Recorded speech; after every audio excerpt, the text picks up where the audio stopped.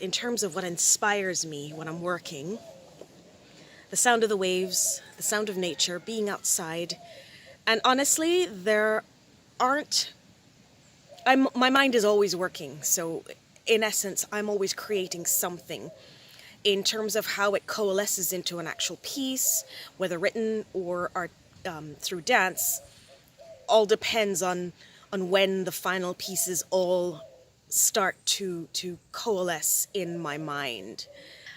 In terms of other artists whose work inspires me, I love watching videos online. I've been doing, prior to starting the piece Waves of Struggle, I was combing through the feeds of so many different dance companies and dancers and artists, and even artists that I wouldn't have normally looked at. I was just wanting to throw the net as wide as possible and see what was out there. And sometimes it's just a movement, sometimes it's a feeling, sometimes it's the music. I love creating movement around ideas and themes. I am very drawn to human struggle and overcoming adversity.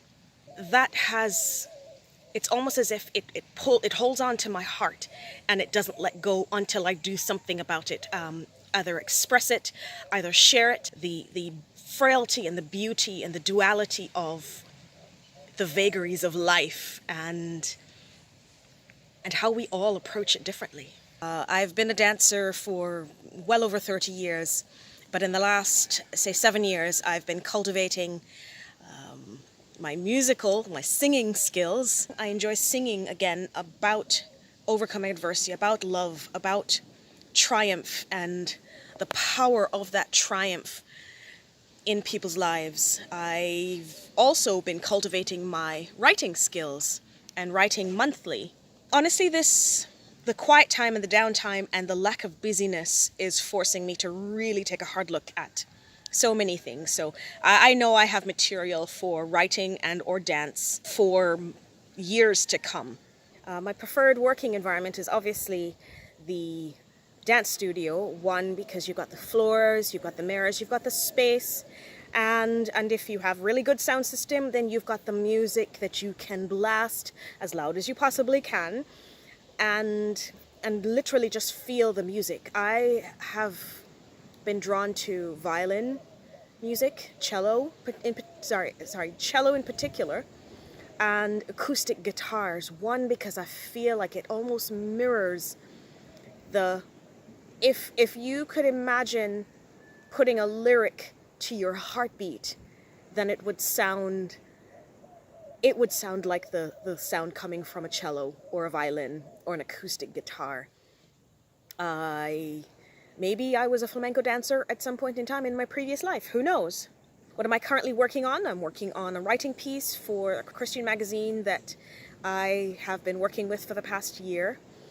I'll be writing a little bit more about finding peace with God in uncertain times. My main artistic and cultural influences are people who execute their art with integrity.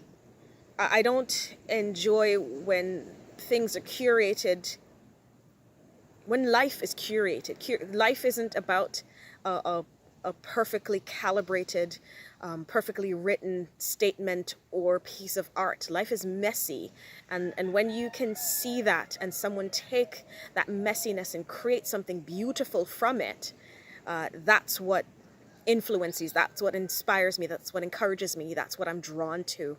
In terms of people that I admire, first and foremost, my mom. She's the most amazing lady that I have ever known and probably will ever know. She's overcome some amazing, very deep and dark situations and circumstances, and she has the most infectious laugh to this day. She's in fairly good health, but even when she's not, she doesn't complain. And I think I've taken that particular skill from her and then amplified it, because then I tend to keep too much of what I'm experiencing or feeling in. And I think that's also what drives my artistic endeavors as well too. It needs an outlet to come out. In terms of other people locally and internationally that I admire, all of the dance teachers that I've had, they have been a brilliant, fantastic. Lorna Reed, Miss Jackie Balls. When I was at university, I had an incredible teacher by the name of Cynthia Flack. I did an exchange in New Mexico for a year, Helen Myers. And then, of course, some of the amazing dancers that I've met in my dance journey, both locally and overseas. Ika, Eden Martin, Jessica Eden. Too many to name. If I start naming names, then I'll probably miss some. But I love dancers who throw it all on the stage. I love artists who bear open their messy, hard, hurting, oozing wounds and say, here's who I am, take it or leave it.